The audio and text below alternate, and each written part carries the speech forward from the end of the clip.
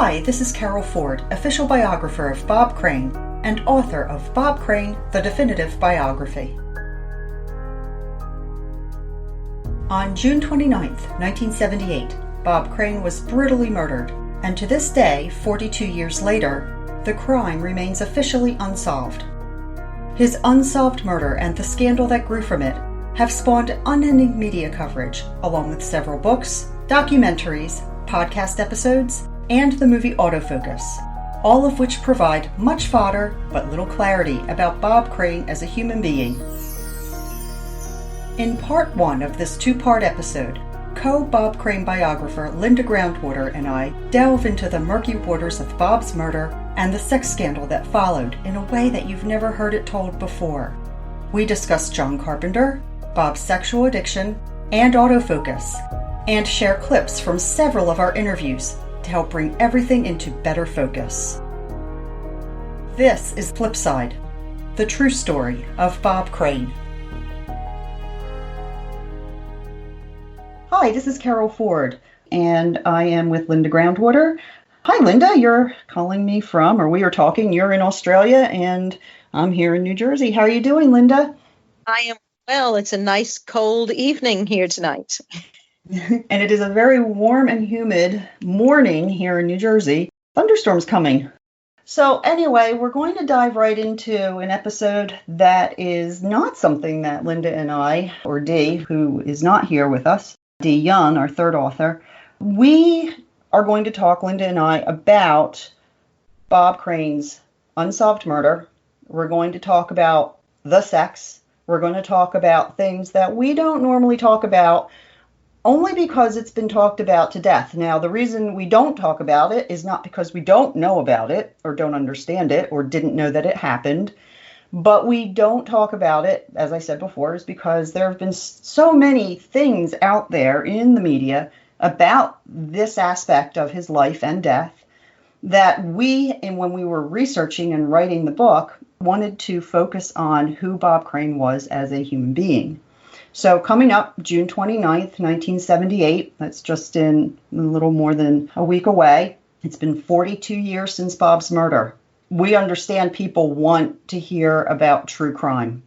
I love true crime on television, Investigation Discovery, and I listen to some other podcasts, and it is fascinating to hear, why wasn't a crime solved? Why wasn't a murder solved? And Bob's murder has the notoriety of being unsolved.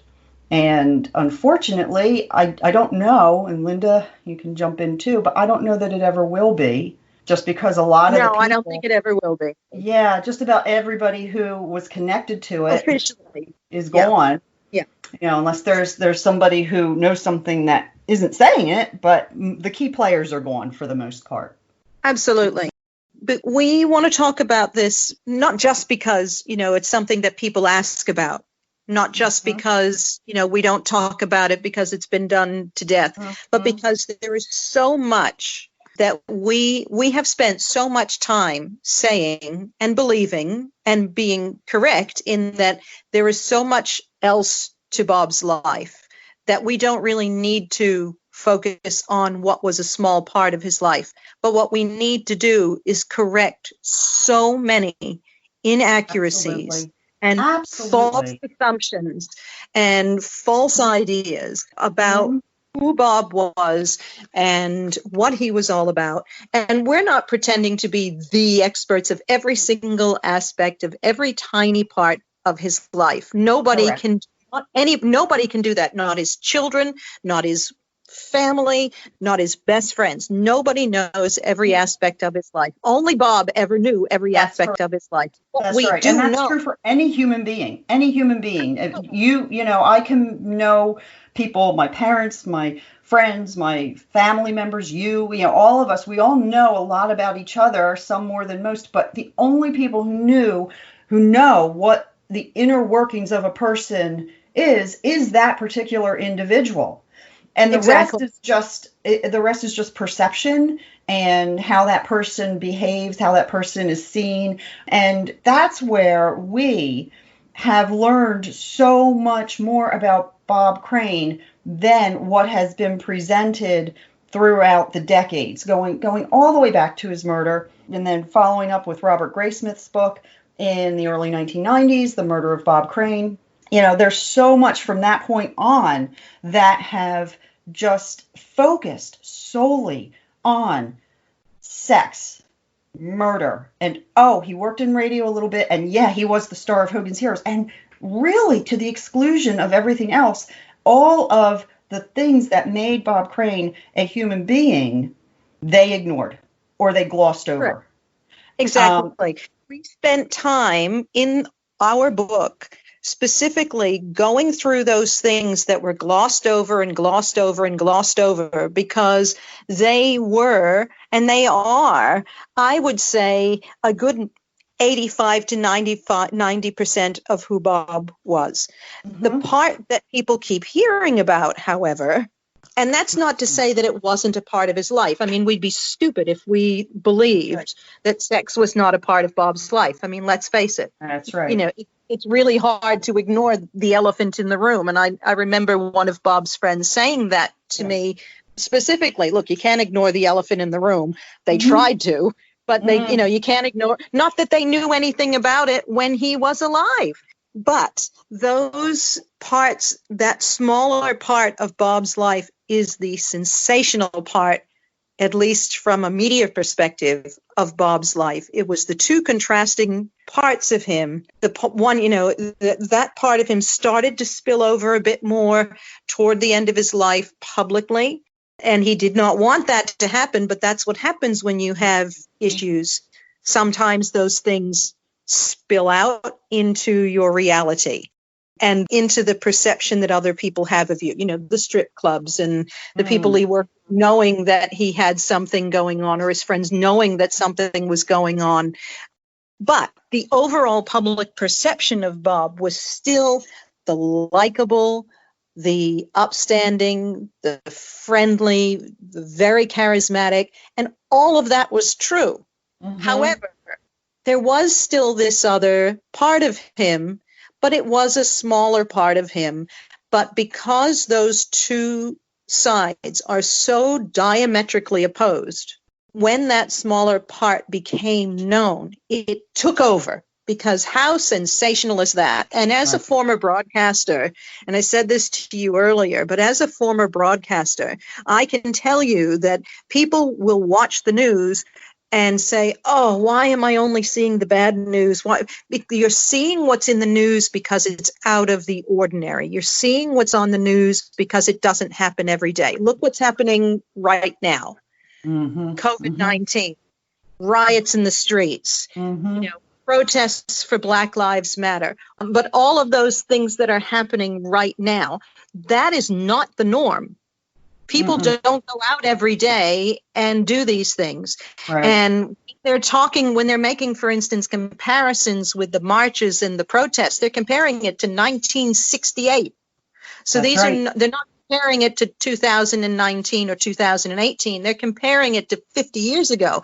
These are not things that happen all the time. That's what you see in the news. The things that don't happen all the time, the things that will surprise you, the things that will engage your brain. You know, I was watching a special today about the impact of Kennedy's assassination. That doesn't happen every day. So when Bob had this other side of him thrown out in the open, well out of his own control, because he was dead and he couldn't stop all of this from spilling out, the news just went nuts. And so and so everybody thought, oh, I knew Bob, and he was like this, and all of a sudden every single thing he ever did could be twisted to be thinking about that. We've seen people on Facebook say, oh, he must have been doing these things. And the reason that we get so fired up about it, you and I and Dee, is because that's not, you can't make those presumptions about someone's whole life based on one sensational piece of information that you know. To follow that up, too, Bob, he was engaged in a lot of sex. It must be clarified, and we clarify this all the time. It was sex with adult, consensual women who were asked, who agreed to it when he filmed them or took pictures of them for his amateur pornography. It was with their knowledge and their consent. There were two women who, at the time of his murder, came forward and said to the police during the investigation, "Oh, no, we had no idea." And, and so the police investigated it. And when I did the interview last year for Entertainment Weekly, the reporter that I spoke with, she also corroborated that. She delved into that with the Scottsdale Police Department to confirm that when they investigated them, they found that those women were not telling the truth. Yep. So it was always consensual. It was always adult. It was always female. And it was always not to hurt the other woman. The woman that Bob was engaging in sex with was someone who he wanted them to enjoy it as much as he was enjoying it in the moment. And then it was about acceptance for Bob, because that was a need that he was fulfilling in himself to be accepted. Bob had a very deep desire to be accepted, which is why he worked so hard at everything and why he didn't want to be enemies with anybody. And he would go out of his way for just about even people who didn't like him. He would go out of his way for and try to help them and try to do things for them. I mean, we all have people in our lives that, as you go through life, you have people that come and go, and sometimes you don't get along and they move on. But in Bob's case, the people who didn't like him for whatever reason, and from what we could tell from our research, there were not very many, but even those people, he was trying to help. And so the whole thing with the sex piece, it's Bob trying to find acceptance in a moment, in an activity that he later acknowledges as an addiction. He says it is an addiction, and he wants to try and break free of the addiction. Now, Linda, you and me and Dee, we're not therapists, we're not counselors or anything like that. People have kind of wondered why we talked to counselors who were experts in the field of sex addiction. And we can't put Bob on a couch and say, okay, tell me about what's going on inside of you, because he's no longer here. But to understand what Reverend Ed Beck told us, who was counseling Bob in those last days before he was murdered, you and I tried to understand a little bit more, and that's all been explained in the book. But going back to the sex, I think of it as like a pie chart and just a graph. And if you look at, and this is what his son Scott told me as well, told you too, is that you have a pie chart and you have Bob's entire life. And what Bob was doing for his entire life, what people don't really understand or know is that Bob saved everything. He was chronicling his entire life story. He had pictures of everything, not just of sex. He had everything written down. He had everything categorized. He would tape recorded, or tape phone calls. He would tape, not just like, this is sneaky behavior, kind of thing. No, it was like, I'm going to call my son and talk to my son Scott. I'm going to, just tape everything. I'm going to save it all. And if you look at it, if he's doing his entire life this way, where he's recording in some way, either by video, audio, or written, he's recording his entire life. Sex just is a part of that. And in his mind, it's just a part of who he was. And so it becomes a much thinner slice of the pie chart than that's all he's doing is he's recording all these things. And people will say, well, what happened to all the videos that he took? And yeah, he had many. But what was going on, Bob would have these tapes, these videotapes, and it would just be like everything all mixed in there. So it would be birthday parties, and it would be Hogan's Heroes, behind the scenes, and it would be, radio. And then there would be like a 15-minute thing of, there's so-and-so, and we're, having sex. And then it would go back to, okay, now here's this. It's all just a part of his life. And so that becomes a more interesting and complex thing than him just running out and just having sex with all these women. It's very deep and it's very complex. And it's something that needs to be understood to understand him and understand where that addiction took him. Now, exactly. and then real quick, I want to just say, because the people say, well, where are those tapes? Scott Crane destroyed them all. I saw him do it. He tore them apart, and he said to me, I know that I have destroyed some treasures in there because there was family stuff all mixed in there, and, video of them camping and doing family things. He said, but it all needed to go so that it could just be gone.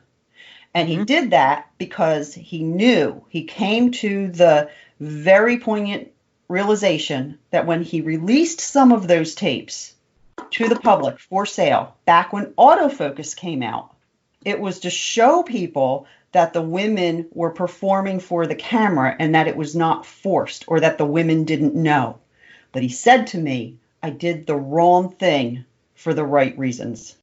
Exactly. And alongside that, I will add, people look back at this now, and even back in the 90s and the early 2000s or whatnot, when autofocus appeared, and people were saying those women didn't know the cameras were there, even without Scotty doing a thing. Right. They're thinking about it in terms of the way we have cameras today. Mm-hmm. If you look at the murder scene photos, at the cameras in the rooms, or you look at any cameras in those days, he would have had to have torn the walls apart for people not to know those cameras were there. Correct. Because cameras were bigger than computer towers, for heaven's sake. They were bigger than monitors. They were huge. There is literally no way that someone could not know that there was a camera in that room. And in those days, cameras were not sophisticated enough to be able to hide that they were actually recording. And the women would say on those videos, they would talk about performing for the camera. And, and you said something about Scotty before, selling the video. And I think it's important to say that the reason that he sold it is that he had to, as in he couldn't allow it up there for free. Right. So he charged them nominal for something or other. I remember the website, and I remember going, I'm not good at that. But right. Yeah.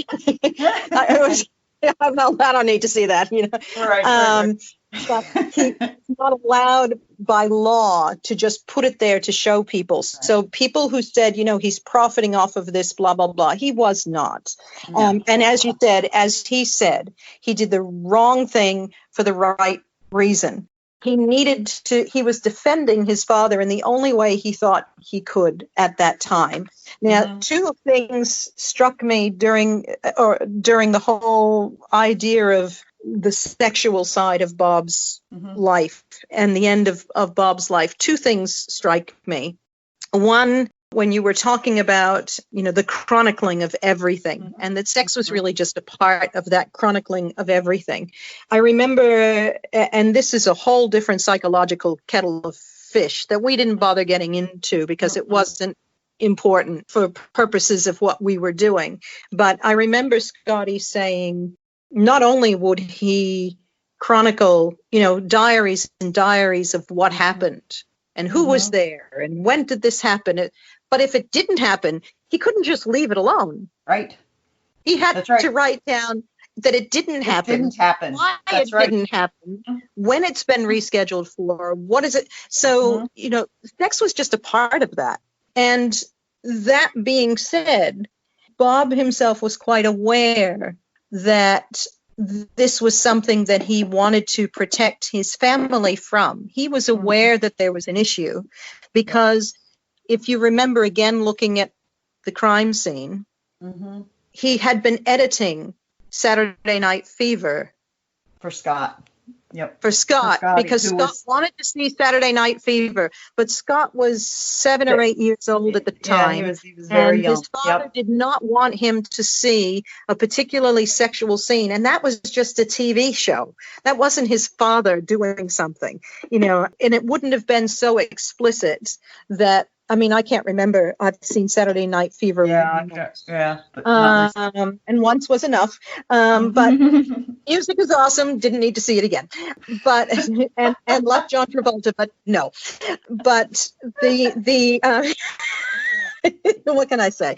But that whole idea that he was just leaving the stuff out for everybody to look at and think, no, not when his children were around.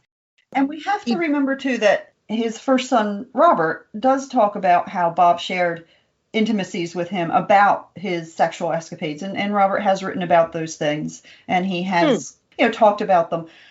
It's very important to remember the age difference, that Robert was born in the early 50s, and Debbie and Karen didn't come along until the end of the 50s, 1959, 1960. And then Scotty is, I believe it's 1972. 71? 71? 71. 71. Okay. So there's a huge age difference. So as Robert has become older, and I'm not going to presume to know anything about his relationship with his father, but there is an age difference. And so as Robert talks about what he and his father shared as him being a young adult, his father being, they're both being adults, is way different than his daughters, who are very young throughout the 60s and the early 70s. And then, of course, Scotty, who at the time was very, very young when his dad was murdered. So those who would say, well, what about Robert? Well, yeah, okay, but Robert was older and an adult. And again, not going to presume anything from his life or his relationship with his father, but there is an age difference there. Oh, very much. And the relationship was different. Yes. So as he was an adult, he went traveling with his father occasionally on the road and whatnot. He was someone who spent time with him as a companion adult. Yes, that's correct. That's right. It's not quite the word for it, but you get the idea. He's not an 8-year-old that he needed to look after and protect from the ways of the world anymore. Was he an 8-year-old child who needed to be protected from seeing sex or knowing that sex existed? Remember, this is also all pre-AIDS, pre-this, pre-that. It was a different world. We can look at everything now from our, high and mighty thrones of look at those. Right. If a guy had a consenting adult and his wife said he treated them like toilet paper, that's the way she thought. Patty, yes. She gave him permission. She got him a stripper for his birthday, didn't she? Edit me if I'm wrong, but I'm pretty sure I'm right. Yes, you are. That, she didn't have, obviously at some point it bothered her, but while he was going for broke, so to speak, there were no issues, at least on the surface. Obviously, there could have been in the background. She wasn't alive for us to talk to. But was the murder about sex? We could presume. But you know what? We really don't even know that. No, we don't. We don't. We can guess. And we were told that there are things missing and whatever. But do we know for sure? That brings up another important piece, too, is that, and I'm sure you get the question a lot, who do you think killed Bob? Come on, you must have an opinion. And, and I'm not. We have opinions. We are human. We have opinions, but we don't share them publicly because why? There is a huge disservice to the investigation, which, okay, we can say it definitely was botched. No question about it. But there is a disservice to the public and to whomever, whether it's John Carpenter or somebody else. If that person is indeed innocent and we start saying, oh, well, here's what I think, we are only working on theories, just like everyone else is, including the police department. It's all theoretical. We have no definitive proof. We have no evidence that can prove beyond a shadow of a doubt is true. It could very well have been John Carpenter. That's who the police believe, and that's where everything points to. But at the end of the day, there's been no solid evidence to support that or any other of the theories. They're all speculative, until something can be proven in a court of law beyond shadow reasonable doubt, then that's different. For me to sit here and say, it's John Carpenter because I think that, well, that's my thought, that's my opinion, but it's not based on any kind of fact. Nothing can be proven. And so when people say, but you must know, I don't know. We don't know. How can we know? We can't know. We can't know. I can think off the top of my head. We researched his life. We're not criminologists. And out of that, did we find, we researched his life, and out of researching his life, did we come across things that made us come to certain conclusions or thoughts or theories or possibilities? Sure. And you know what? Out of the people we spoke to, even when we didn't ask them, I can think offhand of at least 4 different theories. Yes. I'm not going to name them because we don't talk about them in the book. And I remember who said them, and some of them were said to me in person, and some of them were said over the phone, and some of them were in letters. And I can think of, let me see, 1, 2, 3, 5. I can think of one just makes me laugh. I can think of 5 different theories, and all of them have some grain of truth to their origin. They're all rooted in a truth that leads someone to go, well, you know what, that could be. That could be. But there are 5 different theories, and those are just the theories that, and none of those, by the way, are mine. Right. But just everyone has an opinion. Opinions are like elbows. Everybody has them, but you can't see them clearly from your end. It's true. It's true. And that actually leads to this other thing, which I think is, because we're just kind of going off everywhere, folks. This is just what we do. This is what we do. When we finally do get to talk. I think where we're going right now is we're going to delve into John Carpenter, because one of the things that we did not do in the book, it wasn't the mission or the goal of the book to rehash John Carpenter. Yes, we all know who John Carpenter is, and this is John Henry Carpenter, who he's dead now, but who was different from the film producer John Carpenter, who sometimes people see the name and they go, oh, is that the film producer? No, this is a completely different John Carpenter, John Henry Carpenter. We know who he is or was. We know he was the prime suspect in Bob's murder. He went through a trial. He was acquitted, found not guilty due to lack of evidence. We know that John Carpenter was what some have called Bob Crane's best friend. And I think you'll beg to differ. He was not his best friend. He was a hanger-on, a friend in disguise. So he was a hanger-on posing as his friend because he was hanging around to get the sloppy seconds. He was somebody who was important to Bob's addiction because it was somebody who was, as have been told to us, was, kind of a creepy guy. He was a weirdo. He was not an upstanding citizen of the community. He had been, investigated for some other things. He was somebody who made Bob's going out and carousing easier for Bob, I think. Because, it's always better to go in pairs, I think, and, do the town, have somebody to talk to, have somebody to, go on with. We know who he is.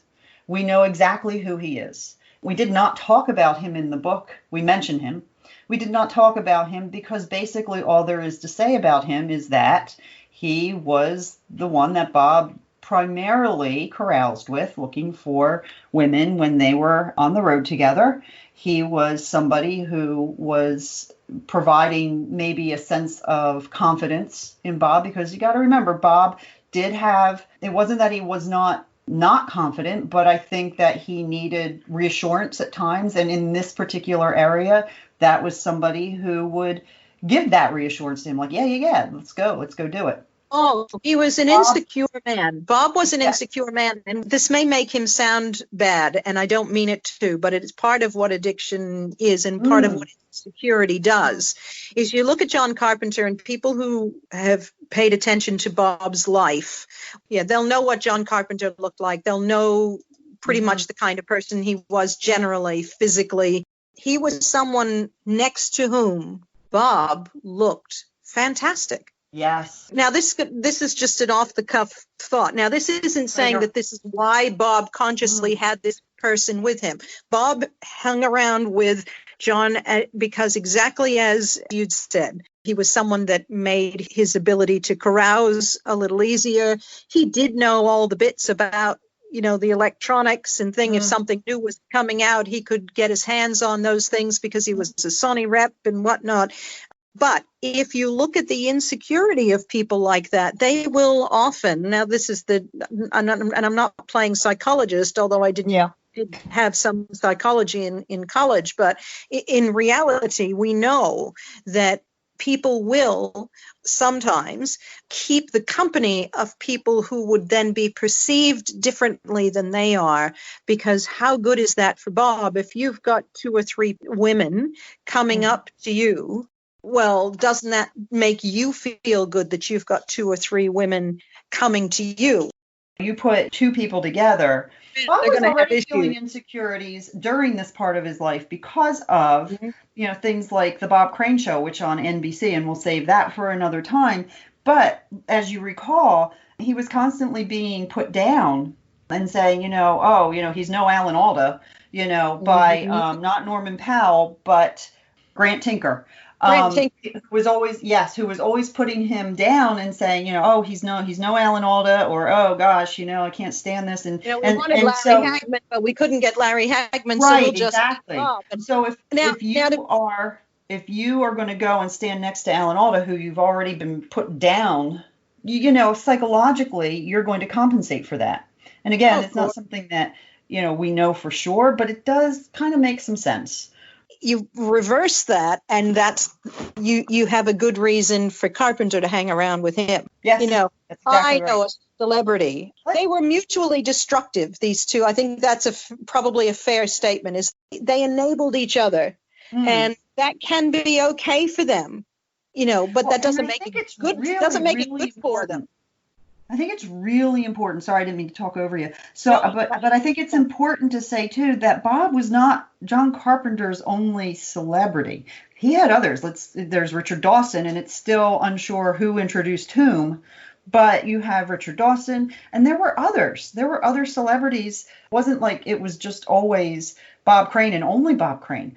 There were many others. It's also important to say that he might have been the Sony rep and the connection to the electronics, but he was not the electronic guy who could actually perform like all of the repairs that needed to be done on any of this equipment. Bob was very electronically inclined, and back in radio, he was setting up the foot pedal that he would use, that he constructed on his own to be able to cue the records.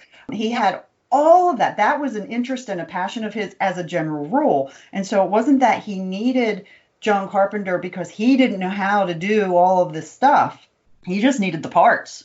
And so John Carpenter willingly fell all over himself to get him the parts. And here you go. Here's what you need. And then it was Bob who made the repairs on the video equipment. And it was not John Carpenter. It wasn't like he was instrumental in that piece of it. It was Bob who was the electronic whiz at all of that. Carpenter just supplied the parts. Bob has set this up so many times that he didn't need any help with that. But I think as a friendship, I think they just were a mutually enabling set of friends. And at some point, Bob realized that was more destructive to him. There was more destruction to his life than there was benefit in having that friendship. There was more value in that friendship. What he was realizing, and he said this, I need to stop. I need to stop. And what did Reverend Beck say that he said to him? You have to break with all of these people. You have to do surgery. You have to do surgery, and it will hurt. And you have to break away, because the only way that you are going to make this happen is if you cut off your arm. If it's your arm that's causing the problem, you cut off your arm. And Bob was willing to do that. We're going to now move from John Carpenter into autofocus. Now, Autofocus, we don't like autofocus because autofocus is filled with lies. And if you don't believe us, maybe you'll believe Paul Schrader, who was the director of autofocus. And back when the film came out, he had many interviews and, going on about it. Greg Kinnear starred in it as Bob, William Dafoe as Carpenter. And I have to say, I like Greg Kinnear. I'm just sad that he took this part. I know people who are neighbors to Greg Kinnear's parents, and they speak just completely highly of his parents and of Greg Kinnear. So this is not an attack on the actors who portrayed the roles. It is an attack on the film itself and the direction it took. So Paul Schrader tells the New York Times back on September 29th, 2002, and he says to the New York Times, Carpenter was not as important in Crane's life as he is in the film. It is a distortion. And then he goes on a little bit about his other films, Raging Bull and The Last Temptation of Christ. He talks about Raging Bull, where he says the fights were accurate, but the arguments between the brothers were completely imagined. And then he says, and this is written in the Times, the New York Times, Schrader pauses, quote, "My intent with autofocus is not to be true or definitive." Let me say that again. It is not autofocus. My intent with autofocus is not to be true or definitive. People's actual lives are not really that interesting. And with Crane, I wanted to get to something meaty. Otherwise, who cares? Would you want to watch a movie about Alan Hale? End quote. Oh, it just makes me sick. It just makes me sick as a reporter, as a writer. It just makes me sick. I think it's important to note here that in the New York Times 2002 article, Schrader actually says that Bob used to show Scotty pornography. Part of that was probably gotten from the divorce papers that Patty had submitted to the courts, in which she actually alleges that Bob used to do that. According to Schrader, it was normal and something that was done all the time. And the New York Times article actually quotes Scotty as saying that it was like looking at baseball cards and this type of thing. However, it is really important to note that Scotty, as an adult, has said to us, and we have it in writing, this did not happen. Bob did not show this child pornography. He did not know about his father's proclivities at all. Why Patty wrote that in her divorce papers, we don't know. Scotty doesn't know, and we couldn't get anything out of Patty. She's passed away. We don't have any answers to those questions. That she says they were reconciled by the time that he was killed. All we know is that the person who would know, which is Scotty, says this did not happen. In addition, it doesn't jive with everything that we know about Bob. Yes, we know he had things that he did, but everyone he knew nothing about it. And the biggest piece of evidence to me is the Saturday Night Fever videotape. Now, the Saturday Night Fever videotape was found in Bob's condo when he was killed. And what he had talked to people about and what he was doing with it was editing out a sexual scene in it, a scene that might be considered sexually inappropriate for a 5-year-old or a 6-year-old. He wasn't going to walk around showing him pornography. It just doesn't work. It doesn't work. Separately, Scotty also told us that he distinctly remembers that at some stage when he was about 5 years old, he got into his dad's room or his dad's stuff, and he found a Playboy magazine. Now, separate for the fact that he had one, which wasn't unusual, certainly in those days, pre-internet, for any man to have a Playboy magazine floating around, for the articles or otherwise, he says Bob was really, really upset with him for going through his stuff and finding that. Now, if pornography was a regular thing for you, it wouldn't have stood out to him, for one, and it wouldn't have upset his father for him to find it. It would have been, no, now, You're not supposed to find these things unless I show them to you. And of course, none of that happened. Scotty says his father was really upset with him. And those two things to me say that this whole dad showed me porn all the time. It was like looking at baseball cards. And if you have a hobby, you share it with your kids. It makes no sense. So it absolutely makes sense that Scotty says, no, that's not true. No, it didn't happen.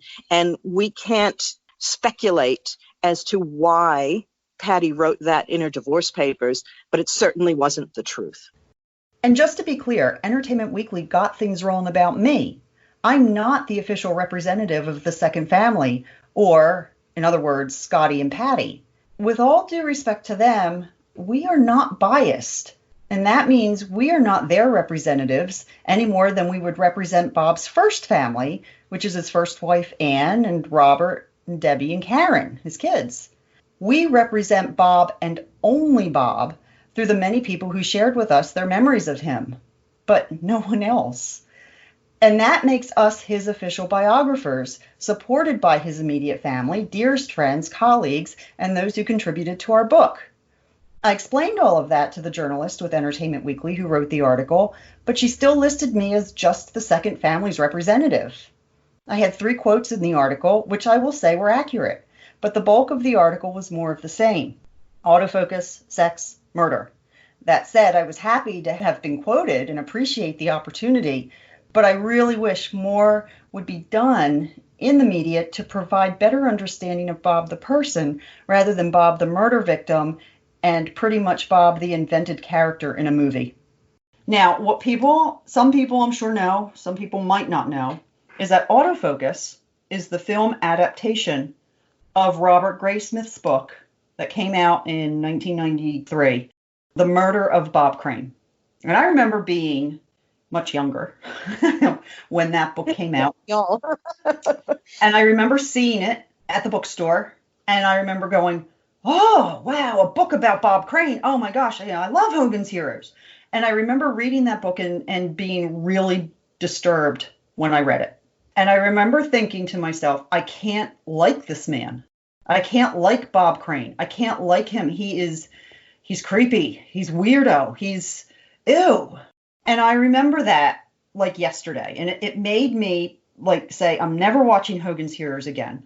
It was many years later that after I had, really stopped and thought about what was in the book, which was not anything like that made Bob as a person an evil, rotten person. It was just that he was having all of this sex.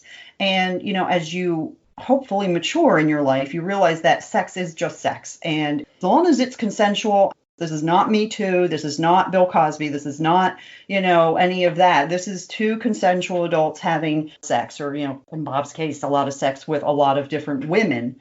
Then you start to realize, well, that's okay. And just as a side note, what got me to understand that was Night Court and John Larroquette's character is Dan Fielding, because what does Dan Fielding do? He's having sex with every single woman that enters the courtroom, practically. But yet when his associate, who was played by Marky Post, Christine, when he has the opportunity to actually have sex with her for saving her life from choking on something, he can't do it.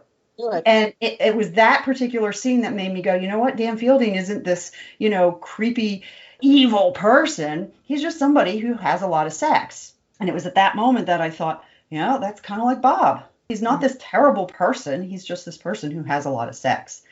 But The Murder of Bob Crane really sets the stage for what comes next. And what comes next in 2002 is autofocus. And autofocus uses what is published in The Murder of Bob Crane. And as part of our research, we had conversations. Yes. We had conversations with Robert Graysmith, who is a lovely man. He has information in his book that was inaccurate and terribly inaccurate, that Bob Crane dropped out of school and would feel insecure about it for the rest of his life, which, we blew that up out of the water and completely untrue. But so much more. It was the most easily refuted. If you can get that very simple thing wrong, it opens the door to what else is wrong. What I say is Robert Graysmith is a fair criminologist who looks at cases and takes them apart. He's also known for Zodiac Killer and, and all of those things. And as a criminologist, I'll give him points on that because that is his forte. Biography, not one of them. And in one of the correspondences that we have from him, he says, I always felt that Crane was fascinating as a human being. And he goes on to say, there is certainly a crying need for a serious bio on a very talented and personable man who is a bit of a square. And that's a very interesting statement because he who has written the first book, the very, very first book about Bob Crane, he also had told me that his book was actually much longer, but his publishing house told him to cut out any of the biography pieces and focus only on the murder and the sex because it would sell more. That book is that they should have cut out all the biography stuff. Well, if he wasn't going to research correctly, and that's not to say that he should have gone through the detail and depth that we have, because that wasn't his focus. Right. But he shouldn't have bothered with any biography, any biographical bits, aside from the very minor bits that you need, because if he couldn't research and verify something as simple as high school graduation, the funny thing is Bob is the one who started the rumor that he didn't graduate from high school. I know. And that cracks me up every time. And people who know me well know that I also happen to love the Monkees. And they did an interview recently where they were talking about rumors that they started that have just become, I guess, urban legend, as they've become accepted reality. The Monkees outsold the Beatles and the Rolling Stones combined. Oh, really? And Charles Manson auditioned to be one of the Monkees. Oh, I didn't hear that one. They started those rumors themselves, and people accepted them. And now people say to them, didn't you outsell the Beatles and the Rolling Stones? They go, no, we didn't. We started that. No, thank you. Charles Manson didn't. You didn't graduate from high school? No, I dropped out of high school. I just, but what that to me says is that he didn't look past the surface of what was being said. And is that Bob's own fault? Sure. But as a writer, as a researcher, if you're writing non-fiction, he was allegedly writing, then you must research everything. Yes. He felt insecure about it for the rest of his life. What kind of presumption is that? Exactly right. I'm sorry if Robert Graysmith is listening to this. I'm sorry, sir, but you should have researched that one a little bit better. You cannot make that presumption. How do you know he was insecure about that for the rest of his life? That's correct. And if you really want to get down into it, and we're all guilty of saying such things or whatever, but that is a very sweeping statement. That is something where he heard it from literally one person. And so you're talking about somebody's feeling. If you're feeling insecure, unless I come to you and say, Linda, I feel really insecure, you don't know that for a fact. And so how do we know that from the day that Bob allegedly dropped out of high school, which he did not, and all the way through to the night he died, he was insecure about that moment? That it's based on falsehood. It's based on a complete and total lie. All the way to the end of his life, he's presuming that Bob's insecure. And that is, as we talked about earlier, was Bob insecure? Yes, he had insecurities, but we can't presume that every minute of every day he was insecure about that particular moment of dropping out of high school, which he didn't do for the rest of his life. It's just a sweeping statement. And to follow that up, there are people who do drop out of high school. I can remember when we were researching this, and a friend of mine at the time would say, just because somebody drops out of high school doesn't mean it's a bad thing. And that's absolutely true. It's not, just the whole assumption of that particular statement based on something that wasn't true is just devastating it adds to the character that Bob Crane, the character of Bob Crane that has been invented for Hollywood. Now, do I think Robert Graysmith did that on purpose as a I'm going to, does it make it sound a little bit more, exciting as you're reading it? Oh, you get that little when you're reading it because you don't know anything else. but it's just part of the roots that then start to grow into this character of Bob Crane, who is a Hollywood moneymaker. We can pitch Bob Crane as the washed-up Hogan's Hero star that had all of this sex and was kind of a creepy guy, got murdered, and the murder's unsolved. It becomes this nice, tidy little package for just about anybody to take and springboard and say, this is what we're going to pitch now, and we're going to make lots. We're going to sell lots of copies of our magazine. We're going to sell lots of theater tickets. That being said, autofocus did not do very well in the theaters. People overall did not like it. And what we're going to do here is let you hear some of the responses that we got from people who knew Bob. All of these responses were told directly to Linda and me while we were talking with them about Bob Crane for the biography. These are exclusive. These were told to us for the purposes of this biography.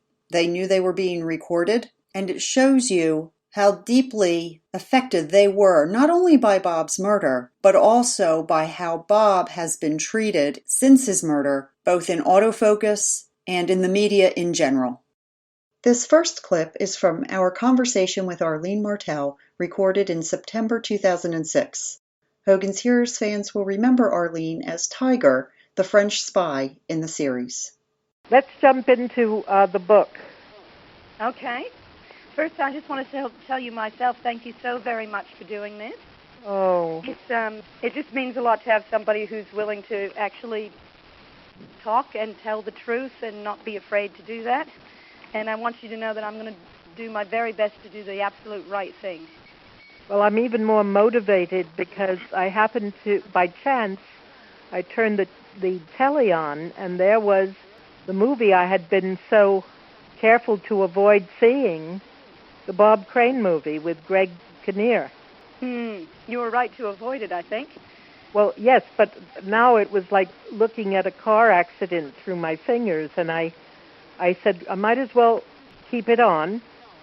Sure. And see if my instincts to not see it were so, which they usually are. And it was worse than I mean, what was so terrible about it? It was so poorly done. And so sleazy. It was as sleazy as what they were, sleazier than what they were trying to indict him with.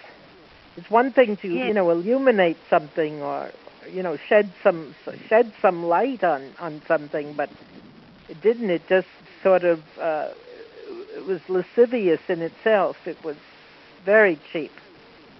And I'm so sorry because they had such good actors in it, Willem Dafoe and Greg Kinnear, and even they were terrible in it. I am glad now that I saw it because ask me any question and I'll tell you.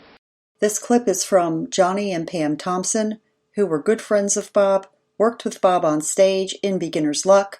Pam also worked with Bob in The Bob Crane Show on NBC. They adored Bob, and these are their recollections about what they thought of autofocus. We're happy to put the thing right. I really believe what they did in that dreadful movie was to make him look as though he were a sleazy guy, and that's the last thing he was. He was really a gentleman, It wasn't the Bob Crane that we knew and loved, and he was a dear friend, and it was difficult for us to watch it. No matter what he was doing, I still can't imagine him as anything but a nice guy. I mean, he wouldn't hurt anyone. He gave to charity. He did, free things all the time. I mean, he was a good person. And for them to paint him as a sleaze was not fair. It is so wonderful that you're doing this. The sensationalism people go after is just unconscionable, but you have a wonderful idea. Harvey Geller was the former vice president and editor of Cashbox magazine on the West Coast. He was also a columnist, a feature writer, a reviewer, and a sales executive for Variety and Billboard magazines. Harvey was a friend and neighbor of Bob's on the West Coast, but he also knew Bob on the East Coast when Bob worked at WICC Radio in Bridgeport, Connecticut. On October 13, 2002, The Los Angeles Times published Harvey's letter to the editor, entitled Refocusing on Crane. When Linda and I interviewed Harvey, he read the letter to us. I have a few little stories to tell, but first of all, I wanted to read the letter that I wrote to the Los Angeles Times on October 13th. It was printed 2002. I'd love it. I'd love it. Could you please? Yep. It's the title of the column that they printed is Refocusing on Crane, and the letter begins, Paul Schrader, S-C-H-R-A-D-E-R, who brands Bob Crane an unsavory, parenthesis, creep, parenthesis, which was an article called Into the Deep End, September 29th, has obviously directed Autofocus as a film even more inexcusable than the Hogan's Heroes sitcom. Autofocus producer Scott Alexander is also quoted, and the quote is, "You're taking somebody's life and turning it into an hour and 40 minutes, so there's bound to be something you left out," parenthesis, like Crane's dedication as an actor who spurned an offer to succeed Jack Parr on the Tonight Show, so that he might hone his craft, or the thousands he invested in government bonds at 4% instead of a bank CD at 6% because, quote, "this country's been good to me," unquote. Arguably the most listenable DJ in LA history, Crane helped uncover and establish several entertainment icons. Crane was an attentive dad who spent his summertime weekends poolside or at the Encino Little League Park and trick-or-treating each Halloween with his kids. In 1963, for months, a dozen roses with unsigned cards mysteriously arrived daily at Crane's KNX office. Finally, CBS staffers discovered they had been sent by a fan, Alfred Hitchcock. Schrader says, quote, "Crane didn't have any friends," unquote. It's a shame that some of his musician buddies, Henry Mancini, Johnny Green, and Bronislaw Kaper, aren't around to refute the inaccuracy. I am. Based on the calendar article, Autofocus is a one-dimensional cheap shot of Bob Crane that is sadly out of focus. That was the letter. Bravo. Bravo for you. Yep. That's fantastic. Next is Leo McElroy. Leo worked with Bob at KNX CBS Radio in Hollywood. Here are his thoughts about how Bob was portrayed, not just in Autofocus, but in general, following his murder. Well, I'm really pleased that somebody is doing this. I think, there's a lot to be said about Bob, and I think a lot of the good hasn't been said, and I'd sure like to see that evened up a little. I will tell you that there were a lot of us after Bob was murdered who would, get together in little cells and talk among ourselves about, who we thought did it and what had happened and so on. And I mean, there was a lot of idle speculation with nothing much going on. But what it was a lot of people who just really were concerned that Bob had been killed and that he was getting a bad reputation, even as a murder victim. Yeah, you would think as a murder victim, as the victim, there would be a bit more of, hey, look, no matter what happened in his life, nobody should have this happen. A bit more sympathy. And instead it was, oh, yeah, but look. Yeah, I think that's exactly true. I think, it's a rush to demonize celebrity, and you get that a lot, but it certainly wasn't fun to watch when you had known and worked with Bob. And finally, this is Bruce Bilson. Bruce was a director on Hogan's Heroes, and this is what Bruce Bilson had to say. I saw that movie that, what's his name did. They actually called me in to ask me about the sets and so on. And I went on the set and looked at the set and said, it doesn't look right to me. They didn't want to hear that. For me, as I said, he was skippy. He was a happy-go-lucky guy. I never saw depression. I just remember it being good. This concludes part 1 of this 2-part episode. Stay tuned for the continuation and conclusion of the final days of Bob Crane, Fact versus Fiction, Part 2, coming up next. Flipside, the true story of Bob Crane is owned and produced by Carol M. Ford Productions. All rights reserved. No portion of this podcast may be used without written permission. Audio clips of Arlene Martel, Johnny and Pam Thompson, Harvey Geller, Leo McElroy, and Bruce Bilson were told directly to Linda Groundwater and Carol Ford, and are owned by the authors of Bob Crane, The Definitive Biography. Unauthorized use of these audio clips is strictly forbidden. For archived episodes of this podcast and to learn more about our work about Bob Crane, visit votefobobcrane.org. That's vote, the number 4, bobcrane.org. You can also subscribe to this podcast wherever you get your podcasts, including Apple Podcasts, Google Podcasts, Spotify, Stitcher, TuneIn Radio, and our hosting site, Spreaker, and various other podcast delivery services.